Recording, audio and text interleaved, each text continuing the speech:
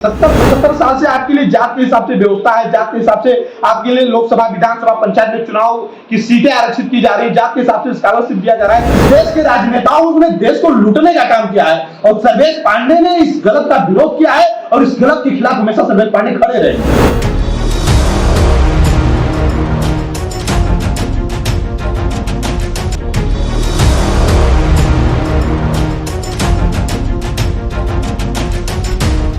नमस्कार। कई ऐसे न्यूज चैनल है और कई ऐसे नेता है जो लगातार सवर्णों को लेकर अपशब्द बोलते रहते हैं और एक जाति विशेष को भड़काते रहते हैं कि सवर्णों ने आपका शोषण किया है, आपको प्रताड़ित किया है और आपके साथ न्याय हम करेंगे। ऐसे में हमारे साथ बातचीत करने के लिए मौजूद है लगातार समाज में सवर्णों की बात करने वाले सर्वेश पांडे जी। सीधे बात करते हैं। सर्वेश जी, बहुत स्वागत है आपका। बहुत बहुत धन्यवाद। पहले मैं जानना चाहूंगा कि जिस प्रकार से लगातार आरोप प्रत्यारोप लगते हैं सवर्णों पे कि इन्होंने शोषण किया, हमारी जातियों को दबा के रखा, हमें ब्लैकमेल किया, हमें मजबूर किया, क्या कहेंगे उन लोगों को आप? देखिए, जो लोग कह रहे हैं कि सवर्णों ने दबा करके रखा, सवर्णों ने शोषण किया, सवर्णों ने ब्लैकमेल किया, तो कहने को तो सबको आजादी है कहने की, कोई कुछ भी कह सकता है। और इनके कहने का उद्देश्य सिर्फ और सिर्फ क्या है कि ये अन्य जातियों को सवर्णों के खिलाफ भड़काना चाहते हैं। सवर्णों ने न कभी किसी को दबा करके रखा है, सवर्णों ने न कभी किसी का शोषण किया है। सवर्ण अगर किसी को दबा करके रखता तो इनकी संख्या इतनी कैसे बढ़ जाती? सवर्ण अगर शोषण करता तो आज ये जिंदा कैसे रहते? तो बहुत सारे प्रश्न चिन्ह हैं। ये लोग, जितने भी लोग जो उंगलियां उठा रहे हैं या कह रहे हैं कि सवर्णों ने दबा करके रखा, सवर्णों ने शोषण किया, तो ये सिर्फ और सिर्फ अपने राजनीतिक फायदे के लिए और अपना राजनीतिक लाभ कैसे सिद्ध किया जा सके, इसलिए ऐसा कर रहे हैं। ढोल गवाल शूद्र पशुनारी सकल ताड़ना के अधिकारी, आपको पता ही होगा लगातार पिछले कुछ महीनों से इससे विवाद चला आ रहा है। तुलसीदास जी को अपशब्द कहे जा रहे हैं, कह रहे हैं रामायण में संशोधन होना चाहिए, इसमें शूद्रों के साथ अन्याय की बात हो रही है। क्या कहेंगे, जो एक एजेंडा चलाने की बात हो रही है लगातार, कभी इस मैटर को उछाला जाता है, कभी कहा जाता है कि सवर्णों ने लगातार अत्याचार किया और उसके नाम पे चंदे वसूले जाते हैं जातियों से, जो गरीब जातियां हैं उनसे पैसे लिए जाते हैं कि हम आपकी लड़ाई लड़ रहे हैं। तो इन चंदाखोरों को आप कहते हैं? देखिए, मैं आपको बता दूं, कोई भी व्यक्ति संस्था जब चलाता है तो उससे चंदा वो लेता है, ठीक है, चंदा लेना गलत बात नहीं, लेकिन चंदा लेकर के उस चंदा का उपयोग आप कैसे करते हैं? उस चंदे के पैसे से आप ऐसा आराम कर रहे हैं, आप उस चंदे के पैसे से दलितों को भड़काने का काम कर रहे हैं, ऐसा नहीं होना चाहिए। आपने कहा ढोल गंवार शूद्र पशुनारी सकल ताड़ना के अधिकारी। देखिए, कारण क्या है, जो हिंदी शब्द है, तो हिंदी जो है अंग्रेजी से भी बहुत कठिन भाषा है, ठीक है। आप अंग्रेजी तो आसानी से पढ़ सकते हैं, लेकिन हिंदी उतने आसानी से आप नहीं पढ़ सकते हैं। और एक एक शब्द के कई पर्यायवाची हैं। जैसे कहा गया है कि कनक कनक ते 100 गुनी माँ दत्ता अधिकाय या पाए बोराय जगिया खाए बोराय। जैसे यहाँ कनक कनक शब्द का 2 बार प्रयोग किया गया है। एक से कहा गया माँ दत्ता अधिकाय या पाए बोराय जगिया खाए बोराय। तो वहाँ कनक का मतलब 2 तरीके से हुआ। एक कनक का मतलब सोना हुआ और एक कनक का मतलब धतूरा हुआ। तो आप या तो कह नहीं सकते कि सोना खाने से आदमी बौरा गया, या तो कह नहीं सकते कि धतूरा पाने से आदमी बौरा गया, ठीक है। तो उसी प्रकार से ताड़ना शब्द के भी अलग अलग अर्थ हैं और अलग अलग उसमें लोगों के लिए, जैसे सकल शूद्र गंवार ढोल पशुनारी, तो शूद्र के लिए अलग है, ढोल के लिए अलग है, गंवार के लिए अलग है, पशु के लिए अलग है, नारी के लिए अलग है, उसका अलग अलग अर्थ है। तो ये लोग क्या है कि अपनी ही बातों को सर्वोपरि रखते हैं, ये अर्थ का अनर्थ कर रहे हैं, ठीक है। ये किसी की बात सुनना ही नहीं चाहते, सिर्फ अपना एजेंडा, अपनी बात ही चला रहे हैं, ठीक है। ये किसी, एक बात बताइए, ढोल गंवार शूद्र और पशुनारी, रामचरितमानस हमारा धार्मिक ग्रंथ है, ठीक है। रामचरितमानस एक धार्मिक ग्रंथ है और धार्मिक ग्रंथ पर टिप्पणी करने का अधिकार किसी धर्माधिकारी को है, जो धर्म के बारे में जानकारी रखता हो, जो धर्म के बारे में ज्ञाता हो, जो ज्ञानी हो धर्म का, ठीक है, उसको टिप्पणी करने का अधिकार है। अब हमारे धर्म के बारे में जिसने धर्म का धा तक नहीं जानते हैं, स्वामी प्रसाद मौर्य जैसे लोग, वो टिप्पणी करेंगे, हम कैसे मान लेंगे? हमारे कोई शंकराचार्य को टिप्पणी करे तो मानूंगा, क्योंकि वो हमारे धर्म के अधिकारी हैं, उन्होंने धर्म के बारे में अध्ययन किया है, वो बताएंगे हाँ ये गलत है, ये सही, तो मानूंगा। अब कोई भी रोड छाप व्यक्ति उठकर खड़ा हो जाएगा, हमारे शास्त्रों पर टिप्पणी कर देगा, हमारे वेदों पर टिप्पणी कर देगा, तो हम मान लेंगे? नहीं मानेंगे। उसका क्या मतलब है? कोई भी सड़क का व्यक्ति उठकर आ जाएगा जिसको धर्म के बारे में कुछ पता नहीं, जिसको वेद के बारे में पता नहीं, जिसको शास्त्र के बारे में पता नहीं, जिनको चौपाइयों के अर्थ के बारे में पता नहीं, तो करते रहे टिप्पणी, गाते रहे।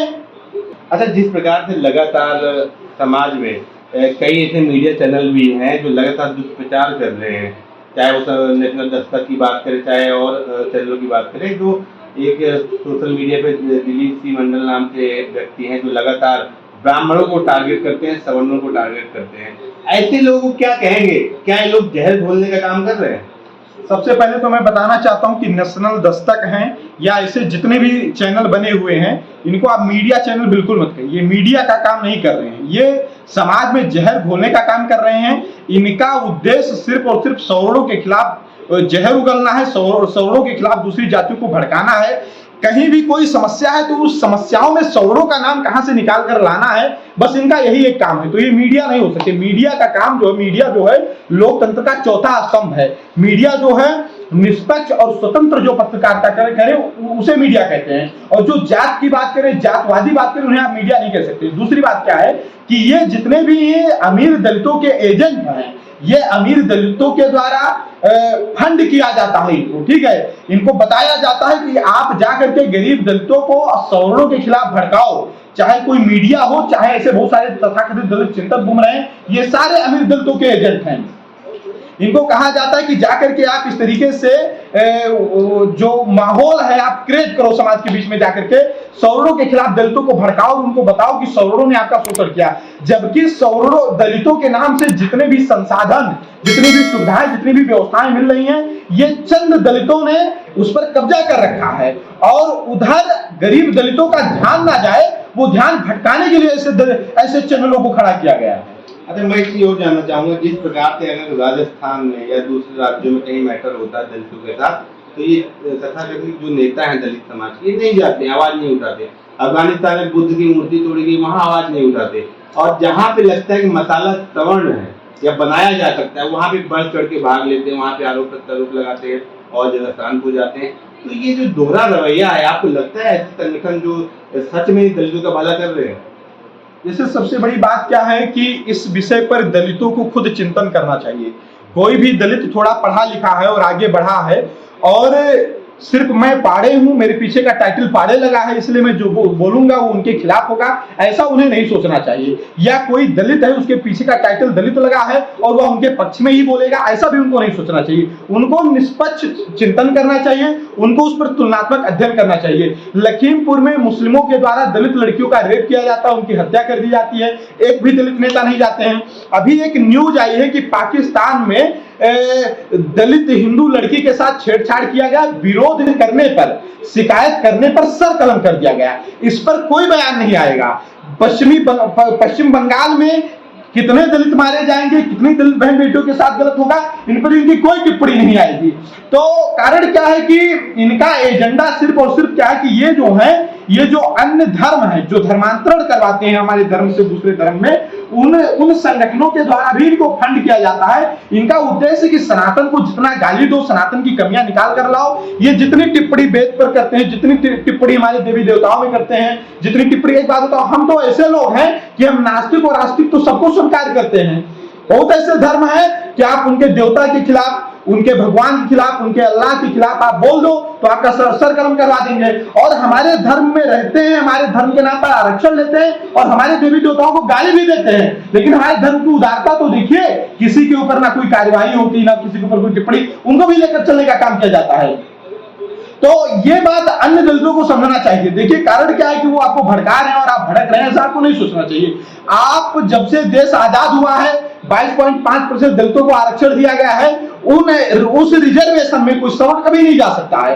तो उसका लाभ तो आपके ही समाज के लोग ले रहे हैं। तो आपको तो लड़ाई उनसे लड़नी है। 70-75 साल से आपके लिए जात के हिसाब से व्यवस्था है, जात के हिसाब से आपके लिए लोकसभा, विधानसभा, पंचायत में चुनाव की सीटें आरक्षित की जा रही है, जात के हिसाब से स्कॉलरशिप दिया जा रहा है। उसके बाद आपका विकास नहीं हो पा रहा है और आप गाली दे रहे हो सवर्णों को। आपको चिंतन करना चाहिए, आपको मनन करना चाहिए, उस पर मंथन करना चाहिए कि हमारा नुकसान कौन कर रहा है। अच्छा, जिस प्रकार से कई जगह भी जो मुद्दा चल रहा है, उसमें कई जगह कहा जाता है कि जैसे सवर्णों का पेपर होता है, कहीं पेपर दे रहा है कोई, तो एक सवर्ण जाति का व्यक्ति है तो उसको फॉर्म के लिए ज्यादा पैसे देने पड़ते हैं और दलित समाज के लिए निःशुल्क होता है। तो एक छात्र के रूप में उस बच्चे पर कितना प्रभाव पड़ता होगा जो गरीब घर से आता है, सवर्ण है, तो जो लाइसेंस बता देते हैं कि सवर्ण जात में पैदा हुआ है तो ये बहुत ही सक्षम है, तो क्या आप मानते हैं कि आने वाले समय में इस पर समीक्षा होनी चाहिए, रियल में कौन जिसको जरूरत हो रहा है? इस पर समीक्षा तो आज के 60 साल पहले ही हो जानी चाहिए थी। ठीक है, भारत आजाद हुआ, आजादी में सभी ने अपना योगदान दिया और सवर्णों का योगदान ज्यादा रहा, इससे कोई मुकर नहीं सकता है। ठीक है, आजादी की पहली गोली चलाने वाले मंगल पांडे थे। आज इन्होंने जब देश आजाद करवाया, देश में देश का संविधान लागू हुआ, तो इन्होंने एक जात विहीन समाज की कल्पना की। हमारे देश के नेताओं ने और तमाम जो बहुत बड़े चिंतक हैं, समाज के बारे में चिंतन करते हैं, राजनीति के बारे में चिंतन करते हैं, तमाम चीजों पर चिंतन करते रहते हैं, इन सभी लोगों ने एक जात विहीन समाज की कल्पना की। ये समता मूलक समाज की स्थापना करना चाहते हैं। ये लोग अपने आप को बहुत बड़े मानवतावादी बताते हैं। तो एक बात मैं पूछना चाहता हूं कि आजादी के 75 साल बाद आप जातगत जनगणना करवा रहे हो, तो क्या जात विहीन समाज की स्थापना हो सकती है? हम आपके घर में जाकर के पूछेंगे कि आप पाड़े हो कि पासवान हो, तो क्या आपके अंदर जातीय भावना नहीं प्रकट होगी? आप बताइए। दूसरी बात, ये जात के हिसाब से स्कॉलरशिप देते हैं। सवर्ण का लड़का मजदूरी करेगा, ठेला लगाएगा, रिक्शा चलाएगा, लड्डू बेचेगा, पकौड़ी तलेगा, लेकिन जब वो जाएगा देखेगा स्कॉलरशिप के लिस्ट में उसका नाम नहीं है, क्योंकि उसका टाइटल पाड़े है, उसका टाइटल ठाकुर है, उसका टाइटल बनिया है। और वहीं पर पासवान का लड़का, कोई मंत्री का लड़का, कोई प्रधानमंत्री का लड़का, कोई राष्ट्रपति का लड़का, कोई विधायक का लड़का, कोई सांसद का लड़का, कोई प्रधान का लड़का, कोई जिला पंचायत सदस्य का लड़का, कोई ब्लॉक प्रमुख का लड़का, और उसका स्कॉलरशिप आएगा, तो बताइए आप उसके अंदर दुख नहीं होगा, उसे दर्द नहीं महसूस होगा, उसके अंदर जातवाद नहीं पैदा, उसे यह नहीं लगेगा कि सवर्ण होने के नाते मेरा शोषण किया जा रहा है। तो इन्होंने जो एक परिकल्पना की कि जात विहीन समाज का निर्माण होगा, तो इन्होंने उस पर तो कभी कदम ही नहीं बढ़ाया। इन्होंने जात के हिसाब से नौकरी दी, जात के हिसाब से राशन दिया, जात के हिसाब से स्कॉलरशिप दिया, जात के हिसाब से विद्यालय में प्रवेश दिलवाया, जात के हिसाब से पंचायत में चुनाव के लिए सीटें आरक्षित की, जात के हिसाब से लोकसभा और विधानसभा में सीटें आरक्षित की, जात के आधार पर इन्होंने आयोग बनाया, जात के आधार पर इन्होंने बजट पारित किया। जब सब कुछ जात के आधार पर दिया, तो जात विहीन समाज की कैसे कल्पना हो सकती? समतामूलक समाज की लोग बात करते हैं, ये लोग मानवता की बात करते हैं। एक बात बताओ, सवर्णों के साथ अत्याचार हो, सवर्णों के अत्याचार पर ना मीडिया बोलेगी, ना नेता बोलेगा, दलितों के साथ अत्याचार हो सभी लोग बोलेंगे। तो एक बात बताओ, क्या सवर्ण मनुष्य नहीं है? क्या वो मानवता के अंतर्गत नहीं आते हैं? क्या गरीब ब्राह्मण का लड़का जो मजदूरी कर रहा है, रिक्शा चला रहा है, खाने के लिए खाना नहीं उसके घर में, पहनने के लिए कपड़ा नहीं है, उसको स्कॉलरशिप नहीं मिलेगा, उसको प्रवेश नहीं दिलवाया जाएगा क्योंकि वो ब्राह्मण है, एक ठाकुर का लड़का, वो कितना भी गरीब क्यों हो लेकिन उसे प्रवेश नहीं दिया जाएगा, एक बनिया का लड़का, वो कितना भी गरीब क्यों ना हो। तो एक बात बताओ, क्या मानवाधिकार का हनन नहीं है? क्या मानवाधिकार का हनन नहीं है? उसकी प्रतिभा मर जाएगी सिर्फ ब्राह्मण होने के नाते, सिर्फ ठाकुर होने के नाते, सिर्फ बनिया होने के नाते। तो ये सारे छलावे हैं, छलावे। इस देश के राजनेताओं ने देश को लूटने का काम किया है और सर्वेश पांडे ने इस गलत का विरोध किया है और इस गलत के खिलाफ हमेशा सर्वेश पांडे खड़े रहेंगे। अच्छा, ये जो आप बात कर रहे हो तो सीधे कहते हैं ना, यूएसए चले जाइए, आप तो भारत के है ही नहीं, आपका जन्म तो ब्राह्मण तो भारत के है ही नहीं, बाहर से आए हुए हैं, तो सीधे सीधे नकारने का प्रयास कर रहे हैं। आपको यहाँ जन्म ही नहीं हुआ, तो इस पे क्या कहेंगे? देश में शकहुरियों ने आक्रमण किया, मुगलों ने आक्रमण किया। मुगलों ने जब देश में आक्रमण किया तो देश में मुगलों के खिलाफ किसी ने संघर्ष तो किया ही किया, और सभी लोग जानते हैं किसने संघर्ष किया। बाजीराव पेशवा, महाराणा प्रताप, राणा सांगा, पुष्यमित्र शुंग, ऐसे बहुत सारे नाम हैं जिन्होंने मुगलों के खिलाफ संघर्ष किया। और एक बात बताऊं मैं आपको, भारत का जो पहले प्राचीन नक्शा, आप देख सकते हैं अफगानिस्तान से, तिब्बत से, कहां से भारत का प्राचीन नक्शा कहां से था, और आज भारत का नक्शा कहां है? ठीक है, तो वो भी तो भारत का हिस्सा था। ये लोग वहां पर क्यों नहीं है? क्योंकि वहां पर मुसलमानों का राज है, वहां पर ये नहीं रह सकते, इनको काटकर फेंक दिया जाएगा। जहां पर सौर हिंदुओं ने अपना बलिदान दे करके जिस हिस्से को, जिस भूमि को बचाया है, वही ये सुरक्षित है और वहीं पर ये बोल सकते हैं, वहीं पर ये चिल्ला सकते हैं, वहीं पर ये उंगलियां उठा सकते हैं। इनकी औकात नहीं है। अफगानिस्तान तो भारत का हिस्सा था ना, चलो हम तो यूरेशिया वाले हैं, आप जाओ उस हिस्से में रहो, भारत के हिस्से में, आप वहां क्यों नहीं हो? पाकिस्तान तो भारत का हिस्सा था ना, आप उस हिस्से में क्यों नहीं हो? पाकिस्तान और भारत का जब बंटवारा हुआ तो 23% दलित हिंदू पाकिस्तान में थे, लेकिन आज 1.9% हुआ। 13 साल, 14 साल की लड़कियों का रेप किया जाता है और कोई भी दलित वहां बोल नहीं पाता है। समझ रहे मेरी बात को? तो ये जो कह रहे हैं यूरेशिया, तो एक काम करिए, भारत पे अधिकार उसका होगा जिसने भारत के लिए खून बहाया होगा। तो ये निकलवा ले इतिहास और पढ़ ले और इनको पता चल जाए कि भारत की आजादी के लिए किसने गर्दनें कटवाई है और भारत माता को बचाने के लिए किसने गर्दनें कटवाई है, और जिसका योगदान होगा वो रहेगा भारत में। भारत किसी के बाप का है, भारत को हमने अपने खून से सींचा है, हमारे बाप दादा मर गए लड़ करके, मर करके, कट करके, तब भारत आज भारत है। आज इस भारत को भी तोड़ने पर लगे हुए हैं, इस भारत को भी तोड़ने पर लगे हुए हैं। हमने बचाया है भारत को, हम अखंड भारत का सपना देखते हैं, हम सर्वे भौतिक सर्वेश्वर तो निरामय की बात करते हैं, हम उस कुटुंबकम की बात करते हैं, हम कहते हैं कि धर्म की जय हो, अधर्म का विनाश हो, प्राणियों में सद्भावना हो, विश्व का कल्याण हो। विश्व की कल्याण करने वाले लोगों को यूरेशिया भेजने की बात कर रहे हैं, तो इनके बाप का देश से जो यूरेशिया हमको भेजेंगे। बहुत ही बेबाकी से सर्वेश पांडे ने अपनी बात रखी और समाज के मुद्दे को उठाया है, और जिस प्रकार से सभी प्रश्नों का इन्होंने जवाब दिया है, उन लोगों के लिए जरूर है जो लगातार जाति विरोधी एजेंडा लेके समाज में दुर्भावना पैदा करने की कोशिश करते हैं। ऐसे ही हम आपको अपडेट कराते रहेंगे। बहुत बहुत धन्यवाद।